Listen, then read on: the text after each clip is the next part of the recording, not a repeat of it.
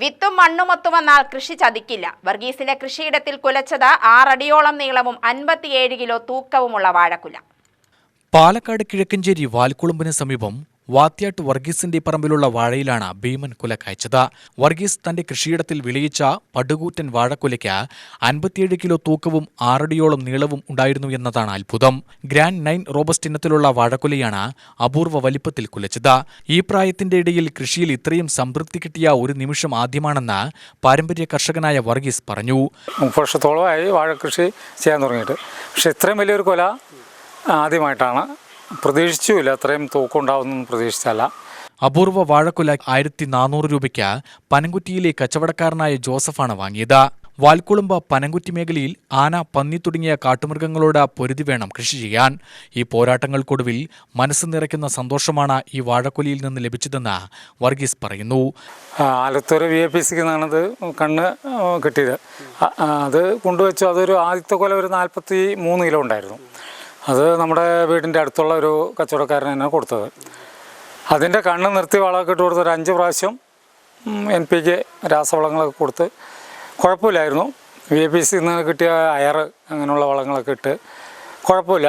അപ്പോൾ നോക്കുമ്പോൾ നല്ല കൊലയാണ്.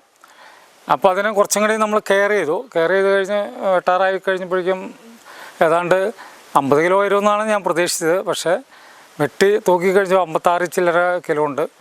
അതിൽ നമുക്ക് 3-4 കിലോ തണ്ടൊക്കെ കഴിച്ച് ഒരു 52 കിലോൻ്റെ കാശ് കച്ചവടക്കാരൻ തന്നു. കുഴപ്പമില്ല, നല്ല കൊലയായിരുന്നു. അത് സന്തോഷം, കാരണം ഒരുപാട് സന്തോഷം. കാരണം അത്രയും വലിയൊരു കൊല ജീവിതത്തിൽ ആദ്യമായിട്ടാണ് നമ്മൾ കാണുന്നത്. പിന്നെ എനിക്ക് എല്ലാ തരം വാഴയുണ്ട്. ഞാലിപ്പൂവുണ്ട്, കൊന്തനുണ്ട്, മറ്റേ ഇതുണ്ട്, ചെങ്കതളിയുണ്ട്. ചെങ്കതളിപ്പോൾ ഒരെണ്ണം കുലച്ചൊക്കെ ഉണ്ട്. ഒരു 30-35 കിലോ വരുമെന്ന് പ്രതീക്ഷിക്കുന്നു. പിന്നെ പാളയംകോടൻ, അങ്ങനെയുള്ള വെറൈറ്റി വാഴകളുണ്ട്.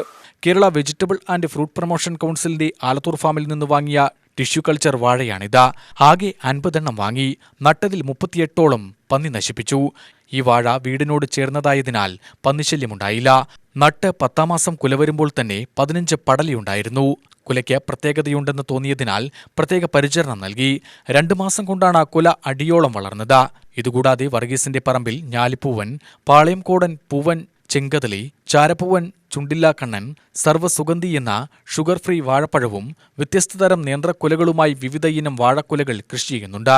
കർഷകർക്ക് കൊടുക്കാവുന്ന ഒരു മെസ്സേജ്: നമ്മൾ മണ്ണിനെ സ്നേഹിക്കുക, കൃഷി ചെയ്യുക.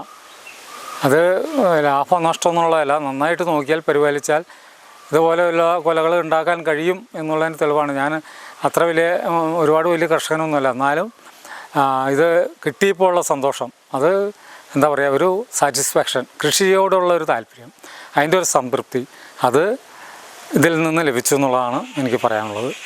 UTV news, Palakkad.